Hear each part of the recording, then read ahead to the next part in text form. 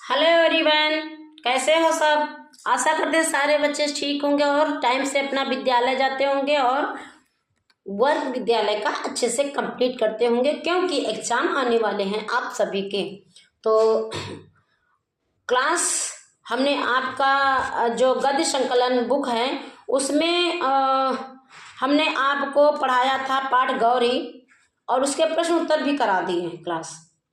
तो आज हम आपको पढ़ाने जा रहे हैं वृंदावन लाल वर्मा द्वारा लिखा शरणागत पाठ का नाम है। तो आइए पहले हम उनकी जीवनी पढ़ लेते हैं, फिर उसके बाद पैराग्राफ पढ़ेंगे, ठीक ना। श्री वृंदावन लाल वर्मा का जन्म 9 जनवरी 1889 को मऊरानीपुर, झांसी, उत्तर प्रदेश में हुआ था।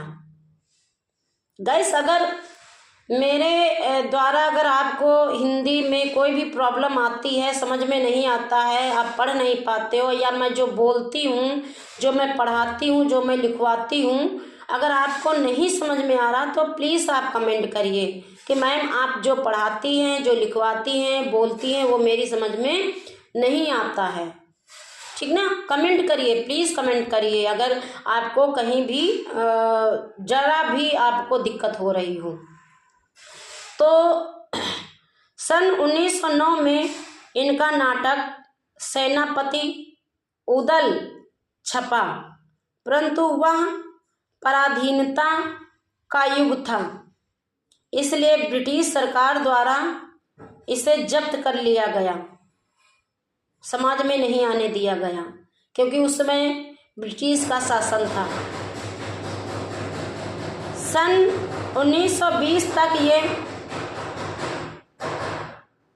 छोटी छोटी कहानियां लिखते रहे तथा 1921 में निबंध लेखन प्रारंभ कर दिया, निबंध लिखने लगे।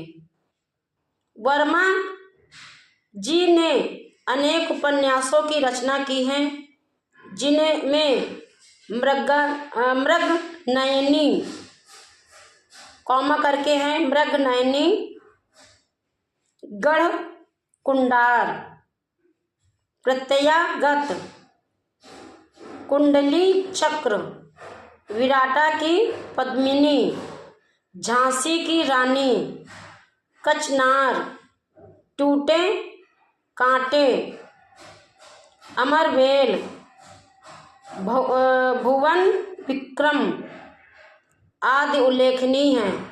इनके शरणागत, कलाकार का दंड आदि 7 कहानियां संग्रह में प्रकाशित हो चुकी हैं। वर्मा जी की अधिकांश रचनाएं ऐतिहासिक हैं। कौन सी हैं? ऐतिहासिक, पृष्ठभूमि पर रचित हैं, पर लगन, संगम, प्रत्यागत, प्रेम की भेंट, सोना, अमरवेल इनके सामाजिक उपन्यास हैं। इनका निधन 23 फरवरी 1969 को हुआ। समझ रहे हो ना। अब हम पाठ के पैराग्राफ को पढ़ा रहे हैं, ध्यान से सुनना, समझना। जिसको समझ में ना आए कमेंट करना। हम बार बार आप सभी बच्चों से कहते हैं कि अगर जिसको नहीं समझ में आता है, जो भी हम पढ़ाते हैं, तो कमेंट करके कमेंट बॉक्स में जरूर लिखें। तो अब हम चैप्टर शुरू कर रहे हैं। रज्जब, अपना बड़े ध्यान से सुनना, लास्ट में प्रश्न इसके भी होंगे, प्रश्न उत्तर लिखवाएंगे। जब आप चैप्टर ध्यान से पढ़ते हैं और अगर हमसे प्रश्न कोई छूट जा रहा है, हम नहीं लिखवा रहे हैं, क्योंकि क्या कहते हैं कि 1 by 1 करके तो नहीं लिख पाएंगे, 1-2 क्वेश्चन छूटेगा ही, और तो आप अगर चैप्टर पढ़ रहे हैं और आपको चैप्टर समझ में आ रहा है और परीक्षा में अगर वो प्रश्न अभी हमने आपकी कित कॉपी में नहीं कराया वो पूछ लेता, तो आप ये मत कहना कि मैम जी ने ये तो कराया ही नहीं था और आ गया। इसीलिए हम चैप्टर को आपके विधिवत पढ़ाते हैं ताकि आप समझें चैप्टर को, और चैप्टर के पैराग्राफ को कहीं से भी उसका प्रश्न आ जाए तो आप कर लें, उसमें मेरी कमी ना बताएं आप, ठीक ना। इसीलिए हम कहते हैं कि जिसको कुछ नहीं समझ में आ रहा कमेंट बॉक्स में जरूर लिखें। रज्जब अपना रोजगार करके ललितपुर लौट रहा था। एक व्यक्ति था जिसका नाम था रज्जब। तो रज्जब जो है रोजगार करके, सारे तो नौकरी वाले नहीं होते हैं सरकारी गवर्नमेंट वाले, कुछ भी वो रोजगार वाले भी होते हैं, कोई व्यवसाय वाले भी होते हैं, कोई श्रमिक भी होते हैं, है ना।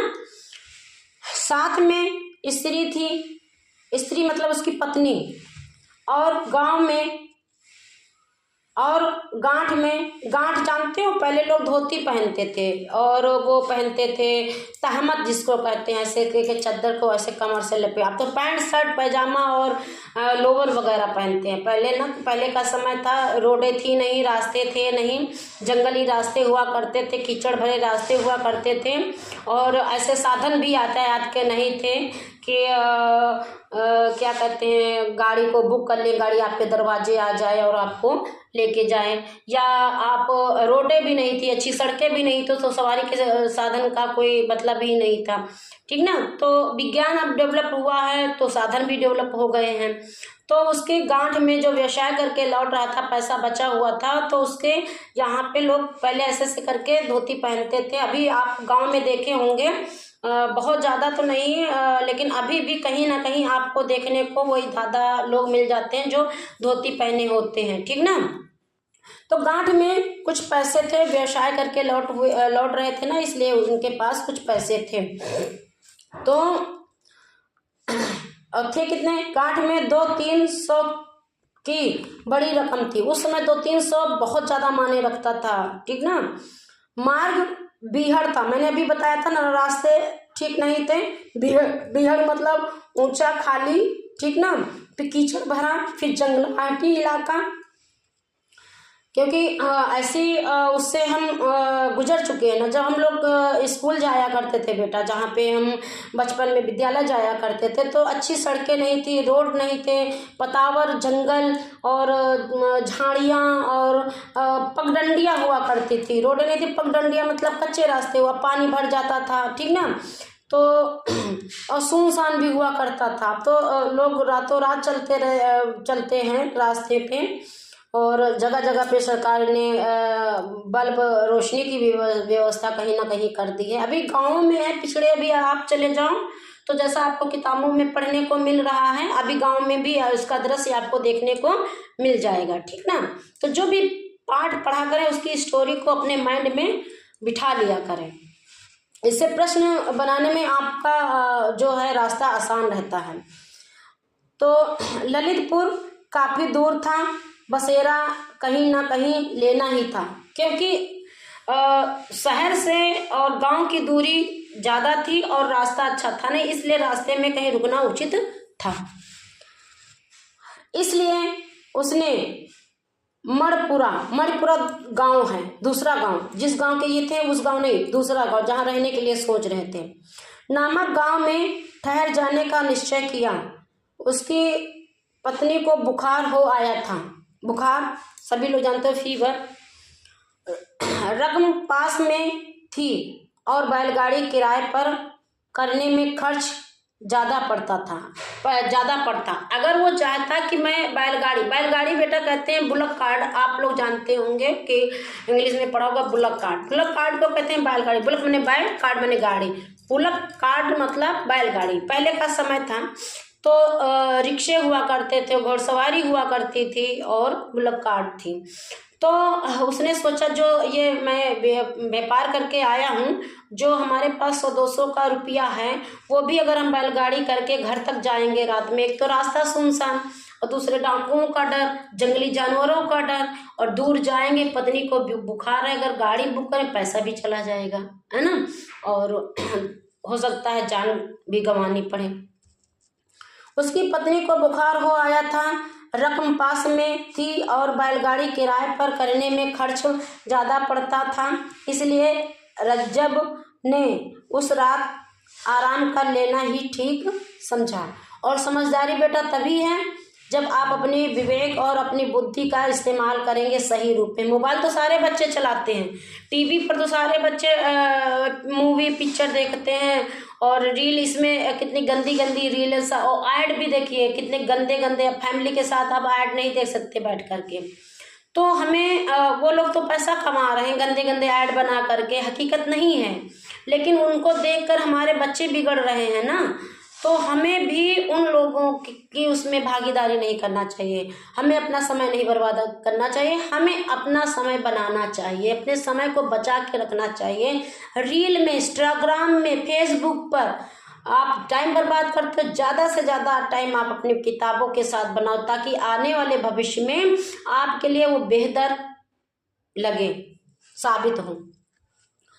तो परंतु ठहरता कहाँ, जात छिपाने से काम नहीं चल सकता। अब ये भी एक प्रॉब्लम थी। पहले ऊंच नीच छुआछूत का भी भेद था। पहले विद्यालयों में जो है क्षत्रिय और पंडित के ही बच्चे विद्यालय में पढ़ने के लिए जाते थे, शास्त्र विद्या वगैरह, और नीची कास्ट के लोग उनके घर में क्लास, कुछ नेट का प्रॉब्लम मुझे लग रहा हो रहा है, नेटवर्क का, तो उसमें जो है कट जा रहा है वीडियो आपका। कोई बात नहीं, हम दूसरा वीडियो अपलोड कर रहे हैं, आप जस्ट देखिएगा, उसी का है। तो कहने का मतलब यह है कि उस समय जो था छुआछूत का भी बोलबाला था, ठीक, कोई पास में नहीं बैठ सकता था, अछूत माना जाता था उसको।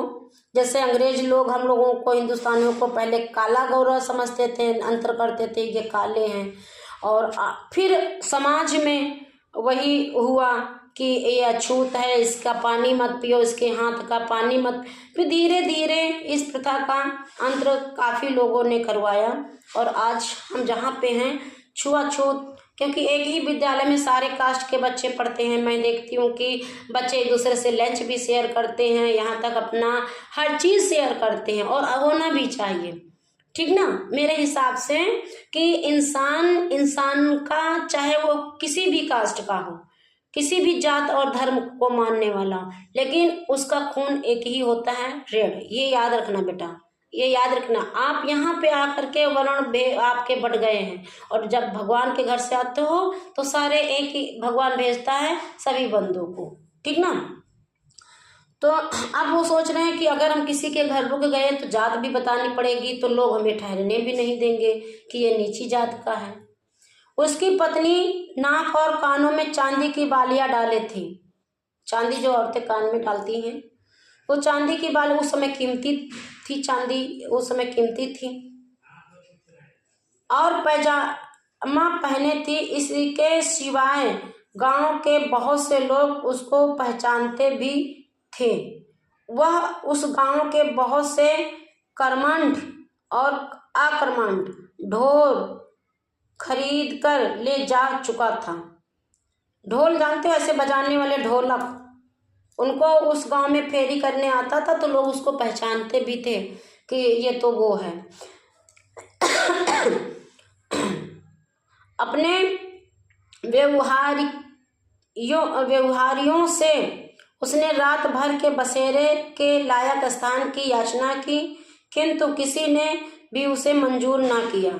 उन लोगों ने अपने ढोर रज्जब को अलग अलग और लुके छिपे बेचते थे।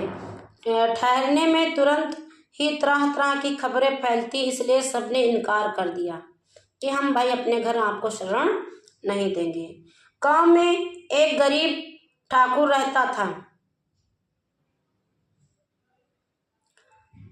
ठाकुर भी कई प्रकार के होते, बहुत ज़्यादा पैसे वाले, फिर मतलब ऐसे करके। थोड़ी सी जमीन थी जिसको किसान जोतते थे। निज का हाल बैल कुछ भी ना था उसके पास बैल। आजकल बैलों की कोई अहमियत नहीं है, सांड गली गली मारे जा रहे हैं और लोग उनको जंगल छोड़ देते हैं, ठीक ना, वो खेतों को नुकसान कर रहे हैं। पहले के जो बैल वगैरह हुआ करते थे उनकी बड़ी अहमियत होती थी। जब पैसा नहीं होता था तो उनके लोग बैल खोल के ले जाया करते ताकि ये खेत में जुताई ना कर पाए, है ना। और इतना पैसा होता नहीं था कि वो नया बैल खरीद के लाए तो अपने खेत की जुताई करें। फिर क्या था,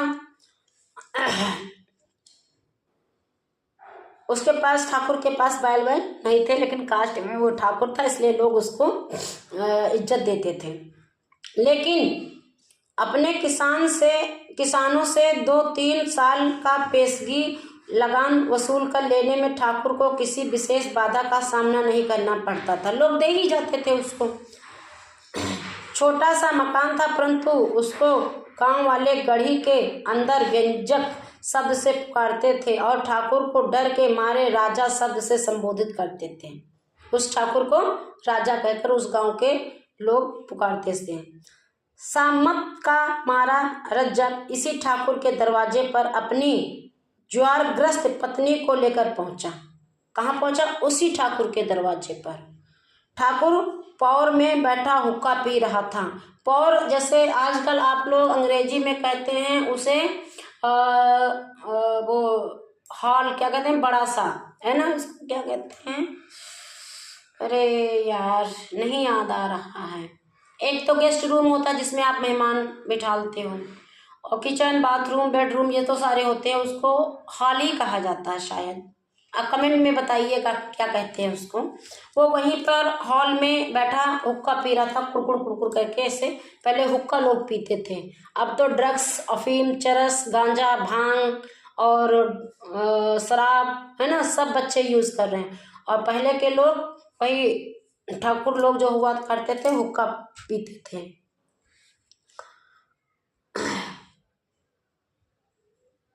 रजब ने बाहर से ही सलाम करके कहा, दाऊज एक विनती है। ऐसे झुक करके, पहले ऐसे करके झुक करके प्रणाम किया जाता था ना, ऐसे ऐसे करके लोग करते थे। ठाकुर ने बिना एक रत्ती भर इधर उधर हिले डुले पूछा, क्या? इधर उधर ध्यान नहीं दिया और पूछा, क्या? रजब बोला, मैं दूर से आ रहा हूँ, बहुत थका हूँ, मेरी औरत को जोर से बुखार आ गया है, जाड़े में बाहर रहने से ना जाने इसकी क्या हालत हो जाएगी, इसलिए रात भर के लिए कहीं 2 हाथ जगह दे दीजिए। समझ रहे हैं ना। अब आज जैसे पैसा होता तो कहीं होटल ही ले लेते, कहीं रेस्टोरेंट में रुक जाते, लेकिन पहले ऐसी सारी व्यवस्थाएं नहीं थी। थैंक यू क्लास, चैप्टर अच्छा है, समझते रहिएगा, ठीक है, थैंक यू।